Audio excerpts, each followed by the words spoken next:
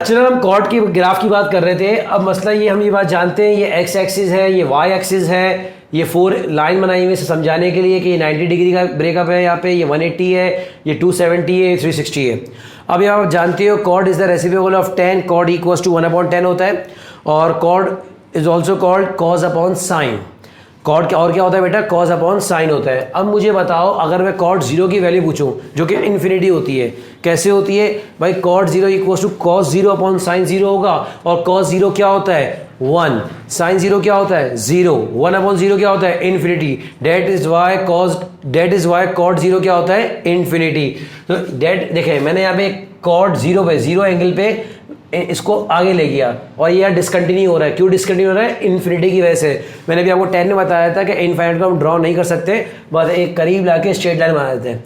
Clear है? हम ये बात जानते हैं कॉट 90 की वैल्यू क्या होती है? 0 होती है। क्यों? क्योंकि कॉट 90 होगा कॉस 90 अपॉन साइन 90। कॉस 90 होता है 0, साइन 90 होता है 1, 0 अपॉन 1 इज 0, तो ये 0 हो गया। इसी तरह अगर हम नोट करें 180 की, कॉड 180 क्या होगा बेटा? कॉड 180 होगा कॉस 180 अपॉन साइन 180। कॉस 180 होता है -1, साइन 180 होता है 0। Anything divided by 0 is infinity except 0। तो कॉड 180 भी क्या हो गया? इन्फिनिटी।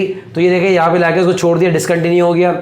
फिर अगर हम बात करें 180 के बाद, 180 के बाद, ठीक है ना, ये 180 के बाद है, तो नोट करें बेटा 180 के बाद ये दोबारा इन्फिनिटी आ रहा है। लेकिन ये बिहेवियर और ये बिहेवियर देखें, क्या यहाँ पे इसने अपने आप को रिपीट करना शुरू कर दिया? जैसे ही इसने अपने आप को रिपीट किया, इसका मतलब ये एक नई साइकिल बन गई है, और अगर ये नई साइकिल बन गई है तो इसका मतलब पुरानी साइकिल कंप्लीट हो गई है। तो ये जो कॉर्ड है ये कहाँ कंप्लीट हो रहा है? ये पाई पे कंप्लीट हो रहा है। इसका मतलब the period of pi is, the period of cot is पाई।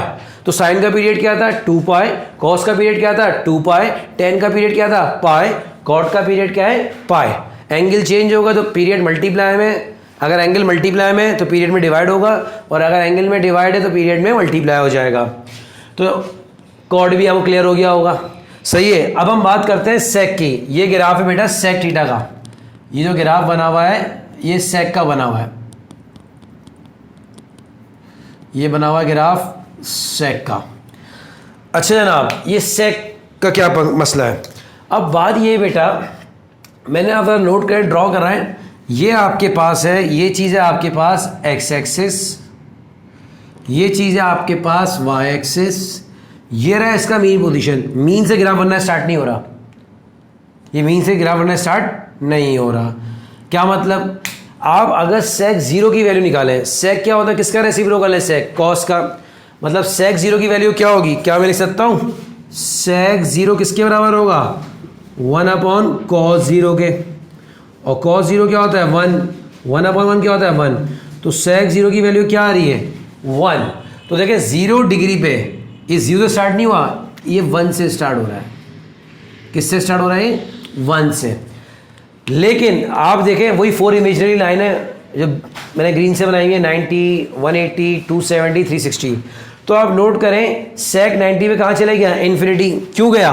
आप ये बात जानते हैं बेटा, सेक 90 किसके बराबर होगा? Sec is the reciprocal of cos, 1 upon cos 90 के, और कॉस 90 क्या होता है? 0, और 1 अपॉन 0 क्या होता है? इन्फिनिटी। तो डेट इज वाई देखें यहाँ पे लाके इसको डिसकंटिन्यू कर दिया, ऊपर ले गए।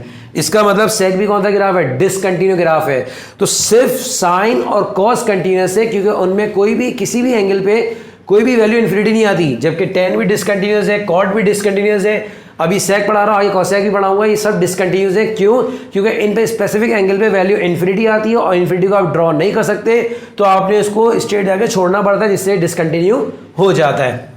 अच्छा जनाब, फिर आप नोट करें सेक 90 इन्फिनिटी पे जा रहे हैं, सेक 180 0 हो गया, सेक 270 फिर इन्फिनिटी पहुंच गया। लेकिन ये अपनी साइकिल अभी देखिए, ना यहाँ कंप्लीट करी साइकिल, ना यहाँ कंप्लीट करी साइकिल, ना यहाँ कंप्लीट करी साइकिल, क्योंकि जब तक ये दोबारा ये वाला बिहेवियर शो नहीं करेगा तब तक इसकी साइकिल कंप्लीट नहीं होगी। अच्छा जनाब, तो आगे देखें 90 पे ये रहा बिहेवियर इसका, 180 पे ये रहा, 270 पे ये रहा, 360 पे दे रहा। तो नोट करें 0 डिग्री से 360 डिग्री तक, 0 से लेके 2 पाई तक, 0 से लेके 360 डिग्री तक इसने अपने आप को रिपीट नहीं किया।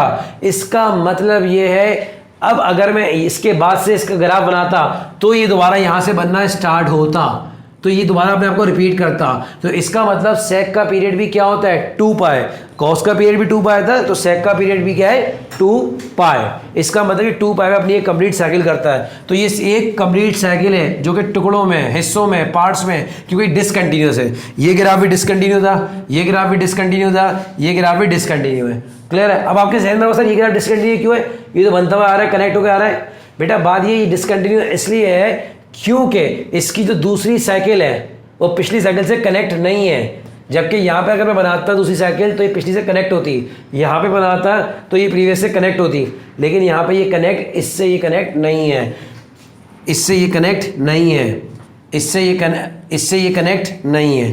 क्लियर है? अब हम बात करते हैं कोसेक की। किसकी बात करेंगे अब हम? कोसेक की। अब मुझे ये बताइए बेटा कोसेक किसका रेसिप्रोकल है? साइन का। अच्छा एक चीज़ नोट करेगा, या ये जो वैल्यू दे रहा है सेक 180 पे, ये -1 दे रहा है, ये 0 ऊपर 1, ये ब्लू लाइन है हॉरिजॉन्टल पे, ये रेफरेंस बनाई है मैंने हॉरिजॉन्टल लाइन, जो ग्रीन लाइन है ये रेफरेंस वर्टिकल लाइन है। तो ये सेक 0 पे 1 वैल्यू दे रहा था, आप कैलकुलेटर भी दे सकते हैं, नहीं तो आप रेसिप्रोकल करके भी दे सकते हैं, मैंने आपको लास्ट टाइम शॉर्ट ट्रिक सिखाई है, उस तरह भी कर सकते हैं। तो सेक 0 पे 1 दे रहा है ये वैल्यू, जबकि सेक 90 पे इन्फिनिटी हो रहा है, मैंने करके भी दिखाया है। इसी तरह आप सेक 180 में देखेंगे तो ये -1 देगा, सेक 270 में देखेंगे फिर इन्फिनिटी देगा, और सेक 360 में देखेंगे तो दोबारा ये वैल्यू आपको 1 दे देगा। अब हम बात करते हैं कोसेक की। Cosec is the reciprocal of sine. तो अगर मैं 0 डिग्री की बात करूँ, ये आपके पास, हमारे पास ये नहीं, ये हमारे पास x है, ये हमारे पास y है, और ये हमारे पास ओरिजिन है। अब मुझे बताएं बेटा, अगर मैं 0 की बात करूं साइन कोसेक 0 की, तो कोसेक 0 क्या होता है 1/sin 0, और साइन 0 क्या होता है 0, और 1/0 क्या होता है इन्फिनिटी। इसका मतलब कोसेक 0 डिग्री पे क्या होता है इन्फिनिटी। तो ये देखें, ये 0 डिग्री है, 0 डिग्री, और ये कहाँ पहुँच रहा है, ये इन्फिनिटी पे जा रहा है, 0 पे इन्फिनिटी पे जा रहा है। जबकि 90 डिग्री पे देखें क्या दे रहा है वैल्यू, 0 से ऊपर क्या है 1, और ये क्या है -1। जबकि देखिए कोसेक 90 डिग्री क्या दे रहा है 1। कैसे, ये देखें कोसेक 90 क्या होगा 1/sin 90, और sin 90 क्या होता है 1, और 1/1 क्या होता है 1। इसी वजह से बेटा आप नोट करें, सेक 90 हमारे पास, सॉरी कोसेक 90 हमारे पास क्या आ रहा है 1, तो देखिए कोसेक 90 डिग्री पे हमें 1 दे रहा है। और अगर मैं आपसे पूछूं कोसेक 180 क्या दे रहा है, फिर इन्फिनिटी दे रहा है। कोसेक 270 क्या दे रहा है -1 दे रहा है। कोसेक 360 क्या दे रहा है, फिर आपको ये इन्फिनिटी दे रहा है। तो यहाँ पे हमारे पास कंप्लीट होता है बेटा sign, cos, tan, cot, sec, cosec के ग्राफ। तो लास्ट लेक्चर में मैंने आपको amplitude, phase shift, vertical shift, period, number of cycle detail समझाई थी। आज मैंने आपको तमाम ग्राफ्स दिखा दिए, क्वेश्चन भी करा दिया, एक sign, cos, tan, cot, sec, cosec graph दिखा दिया, कंटिन्यूस और डिसकंटिन्यूस का फर्क बता दिया, उसका रीज़न बता दिया। क्या बताया मैंने आपको, मुझे बताइए, एक इसको समराइज करते हैं, कंक्लूड करते हैं। How many trigonometry function we have 6, sine, cos, tan, cot, sec, cosec. Sine का पीरियड क्या होता है 2 पाई, कॉस का पीरियड क्या होता है 2 पाई, टेन का पीरियड क्या होता है पाई, कॉट का पीरियड क्या होता है पाई, सेक का पीरियड क्या होता है 2 पाई, और कोसेक का पीरियड क्या होता है 2 पाई। ये पीरियड क्या होता है, एक जब अपनी कंप्लीट साइकिल कर ले कोई भी ग्राफ, एक स्पेसिफिक टाइम के अपने आपको रिपीट करना शुरू कर दे, उसे पीरियड कहते हैं, period of the function. Clear है आपको? डिसकंटिन्यूस और कंटिन्यूस फर्क क्या है, सिर्फ साइन और कॉस कंटिन्यूस ग्राफ है, जबकि सेक, कोसेक, टेन, कॉट डिसकंटिन्यूस है। साइन और कॉस कंटिन्यूस क्यों है, क्योंकि इनमें किसी भी एंगल पे कोई भी वैल्यू इन्फिनिटी नहीं आती। इन्फिनिटी नहीं आती तो ये कनेक्ट रहते हैं हर पॉइंट से। जबकि सेक, कोसेक और टेन और कॉट डिसकंटिन्यूस क्यों है, इन्फिनिटी की वजह से। 1090 इन्फिनिटी हो जाता है, कॉट 0 पे इन्फिनिटी हो रहा है, इसी तरह ये भी इन्फिनिटी शो कर रहा है, ये भी इन्फिनिटी शो कर रहा है। इस इन्फिनिटी की वजह से इस ग्राफ को हम ले आके छोड़ देते हैं, डिसकंटिन्यू कर देते हैं। क्लियर है? अब हम आगे चलते हैं बेटा, चैप्टर नंबर 9, 10, 11 हो गया हमारा, लेकिन चैप्टर नंबर 12 से हम 13 करेंगे। आपने अगर फर्स्ट ईयर मैथ्स पढ़ी हो, फर्स्ट ईयर मैथ्स में चैप्टर नंबर 13 में we have two exercise 13.1 and 13.2। 13.1 proof that थी जो कि नहीं पूछी जाती, लेकिन 13.2 में आपके पास कॉन्सेप्ट था solve the trigonometric identities, solve the trigonometric functions, solve to find the value of unknown. उसकी बुक में अगर आप चैप्टर नंबर 13 की बुक में देखेंगे तो एक टेबल बना हुआ है डोमेन और रेंज का, domain and range of the trigonometric function. ये जो वर्ड है डोमेन एंड रेंज, ये आपने सेकंड ईयर मैथ्स में सुना होगा, second year maths chapter number 1 function में। जब मैं फंक्शन पढ़ाऊंगा आपको एप्टीट्यूड में, डिटेल पढ़ाऊंगा मैं आपको डोमेन और रेंज की डिटेल के साथ। लेकिन क्योंकि ये टेबल अक्सर टीचर कहते हैं याद कर लो, बच्चा याद भी कर लेता है, लेकिन हम आपसे बोलते हैं आपने याद नहीं करना इसे, क्योंकि आपसे याद होगा नहीं। अगर आप ज़बरदस्ती याद करना भी चाहते हो तो मज़ा नहीं आएगा। मैथ्स में कोई चीज़ याद नहीं करते हैं। ये टेबल मैं आपको अभी समझाऊंगा और आप बगैर याद किए जब दिल चाहे इस टेबल को खुद बना सकते हैं, खुद लिख सकते हैं। वो कैसे, उससे पहले मुझे आपको डोमेन और रेंज डिटेल में समझाना होगा। सही है, पहले मैंने जो अंग्रेज़ी लिखी है, इंग्लिश लिखी है, वो समझा दें, फिर उसको आसान लफ्ज़ों बात करेंगे। ये मैं क्यों लिखता हूँ लेक्चर, वजह ये है ताकि आप इसको अपने पास नोट डाउन करें और कल को रिवाइज़ करने जाएँ या किसी और को पढ़ाएं या यूनिवर्सिटी में जाएँ, तब भी आपको रिवीजन के लिए काम आएगा। डोमेन क्या लिखा है मैंने, it is the set of input values to the function. भाई ये सेट ऑफ इनपुट वैल्यूज है, इनपुट मतलब पुट करनी है हमें, such that output should not be a complex number और इन्फिनिटी।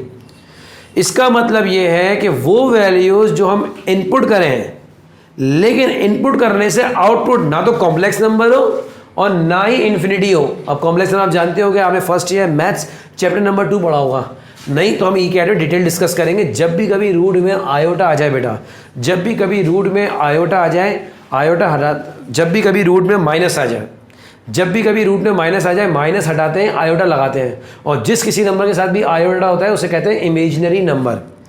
और इमेजिनरी नंबर और रियल नंबर का मिक्सचर होता है कॉम्प्लेक्स नंबर।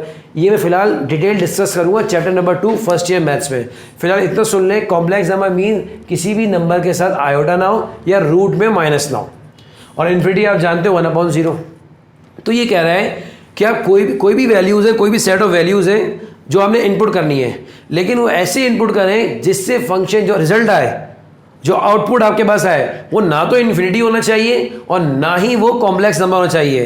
बाकी कोई भी वैल्यूज़ आप इनपुट कर लें और फंक्शन कोई भी वैल्यू आउटपुट दे दें। मैं एग्जाम्पल देता हूँ आपको। एग्जाम्पल ये है बेटा, मुझे ये बताएं, अगर मैं यहाँ लिखूँ आपके पास, अगर मैं यहाँ लिखूँ y इक्वल टू 2x + 1, अब मैं आप कहता हूँ x की वैल्यू पुट 1 करो, x की वैल्यू 1 पुट करो, तो मैंने x की वैल्यू 1 पुट करी, तो y इक्वल टू जहाँ जहाँ x है वो मैंने 1 पुट कर दिया। 2 1 2, 2 + 1 3, तो y की वैल्यू क्या आ गई 3। तो मैंने इनपुट क्या की थी, x की वैल्यू। तो भाई क्या हो गया, डोमेन। क्या ये डोमेन क्यों हो रहा है, क्योंकि इससे जो आउटपुट आया है ना वो इन्फिनिटी है और ना ही वो कॉम्प्लेक्स नंबर है, क्योंकि इनपुट पुट करने से आउटपुट रियल नंबर ही आया है, आउटपुट इन्फिनिटी, और आउटपुट मेरे पास कॉम्प्लेक्स नंबर नहीं है। इसका मतलब ये डोमेन है। सिंपल लफ्जों में डोमेन इनपुट वैल्यू होती है, लेकिन हर वैल्यू नहीं, वो वैल्यू जिससे आउटपुट आपका कॉम्प्लेक्स नंबर और इन्फिनिटी ना हो। It is the set of continuous points. Continuous मतलब कंटिन्यूस जानते हो आप, नहीं तो कैलकुलस में डिस्कस करेंगे चैप्टर नंबर 6 में, चैप्टर नंबर 4 में, चैप्टर नंबर 5 में। कंटिन्यूस क्या होता है बेटा, बैक टू बैक, सही है ना, बैक टू बैक हो, कोई गैप ना हो। It does not include of discontinuity. मैंने अभी आपको बताया था कि इन्फिनिटी की वजह से डिसकंटिन्यू हो जाता है, जबकि इन्फिनिटी ना हो तो कंटिन्यूस रहता है। और यहाँ पे वो कह चुका है डोमेन में कि डोमेन वो वैल्यू होनी चाहिए, वो हर वो वैल्यू होगी जिससे आउटपुट क्या ना हो, कॉम्प्लेक्स नंबर ना हो और इन्फिनिटी ना हो। तो आसान लफ्ज़ों में डोमेन क्या है, इनपुट वैल्यू। बस सिर्फ ख्याल क्या रखना है, वो इनपुट वैल्यू जिससे आउटपुट क्या ना हो हमारे पास, कॉम्प्लेक्स नंबर और इन्फिनिटी ना हो। Range, it is the set of output values. ये बड़ा आसान है, जब आप कोई भी वैल्यू इनपुट करोगे उससे जो रिजल्ट मिलेगा उसे कहते हैं range, output value. Input value क्या है, डोमेन, आउटपुट वैल्यू क्या है, रेंज। रेंज में कोई कंडीशन नहीं है, बस जो भी वैल्यू आपने इनपुट कर दी उससे जो भी आंसर आ गया वो आपकी रेंज है। तो domain deals with the horizontal part of the graph, that is x axis. Domain क्या है, एक्स है, मैंने कहा था ना ये इनपुट की एक्स की value. Range deals with the vertical part of the graph, that is y axis. तो डोमेन क्या है, हॉरिजॉन्टल पार्ट है जो कि एक्स एक्सिस होता है, रेंज क्या है, वर्टिकल पार्ट है जो कि वाई एक्सिस होती है।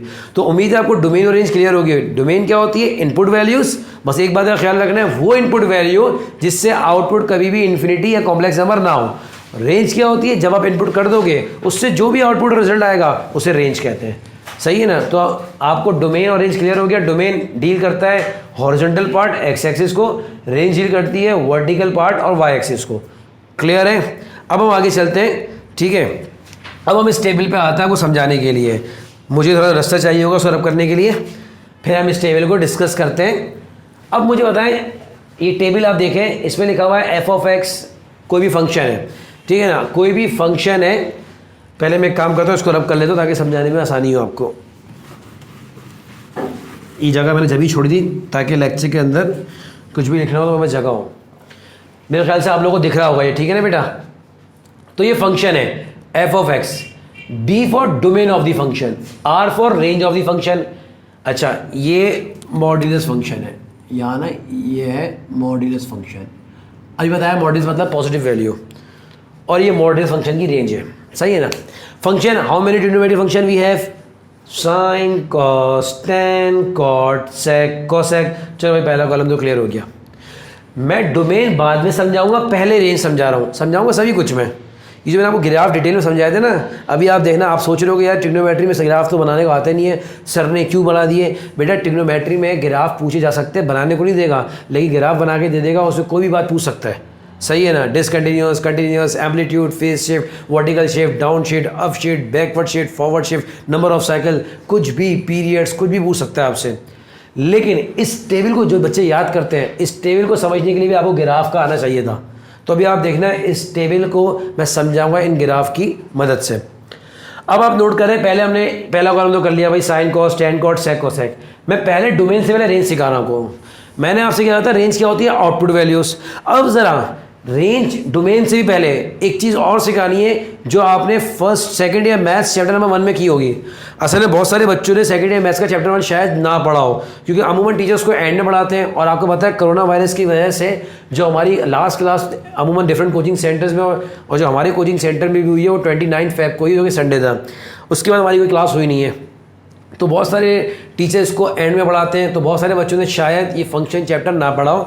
लेकिन आप परेशान ना, एप्टीट्यूड में जिस तरह मैंने ग्राफ डिटेल पढ़ाई है, तो मैं फंक्शन को भी डिटेल पढ़ाऊंगा। इसी तरह एक ग्रुप थ्योरी चैप्टर है फर्स्ट ईयर मैथ्स का, उस पर भी बच्चे परेशान होते हैं क्योंकि फर्स्ट ईयर में चॉइस में छोड़ते हैं और एप्टीट्यूड में परेशान हो जाते हैं, तो उसको भी मैं डिटेल पढ़ाऊंगा आपको। इसी तरह परम्यूटेशन, कॉम्बिनेशन और probability chapter number 7 first year maths का, वो भी बच्चे चॉइस में छोड़ते हैं, वो भी मैं एप्टीट्यूड में आपको डिटेल पढ़ाऊंगा इंशाल्लाह। क्योंकि एप्टीट्यूड में सिर्फ आपने टेस्ट क्लियर नहीं करना है बेटा, जो नेक्स्ट टाइम यूनिवर्सिटी लेवल पे जा रहे हो, चाहे आप BScs करो, चाहे आप इंजीनियरिंग करो, आप किसी भी फील्ड में जाओ, ये आपकी जान छोड़ने वाले नहीं है।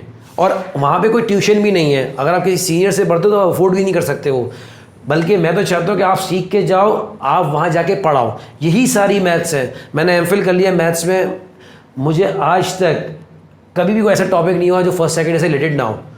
MPhil तक मैं गया हूँ, अब मेरा PhD का इरादा है, लेकिन अब तक मैं MPhil तक का मेरा एक्सपीरियंस है, मैंने MPhil तक जितनी भी मैथ्स देखी है आपकी first year second year combination ही देखा है। स्टार्ट वो यहीं से होती है, बेसिक्स। अगर आपकी बेसिक्स क्लियर है तो आप पूरे सेमेस्टर भी ना पढ़ो और पेपर से एक हफ्ता पहले, इवन एक दिन पहले भी लेके बैठ जाओ तो आप कवर कर जाओगे, सही है। लेकिन क्या बेसिक क्लियर होनी चाहिए आपको, क्योंकि बुक को पढ़ने के लिए गूगल या विकीपीडिया या इंटरनेट के इस्तेमाल के लिए भी आपका पढ़ा लिखा होना बहुत ज़रूरी है। क्लियर है। तो जनाब मैं रेंज की बात करता हूँ, और रेंज से पहले, डोमेन से पहले मुझे एक चीज़ सिखानी है आपको, जो कि सेकंड ईयर मैथ्स में चैप्टर नंबर 1 फंक्शन में थी, interval. There are 2 types of interval. Interval means range. एक कहते हैं ना इंटरवल है, 30 मिनट्स का इंटरवल है, 20 मिनट। आप फिल्म देखते हैं तो फिल्म में भी, मूवीज़ में भी इंटरवल आता है, जब हाफ हो जाती है मूवी इंटरवल आता है। Interval means there is some range, सही ना। अब there is some specific values. There are 2 types of interval. एक होता है ओपन इंटरवल, मैं यहाँ लिख रहा हूँ इसको, there are 2 types of interval, सही ना। हमारे पास 2 तरह के इंटरवल होते हैं बेटा,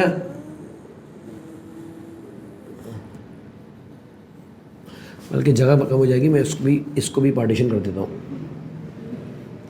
हमारे पास 2 तरह के इंटरवल होते हैं।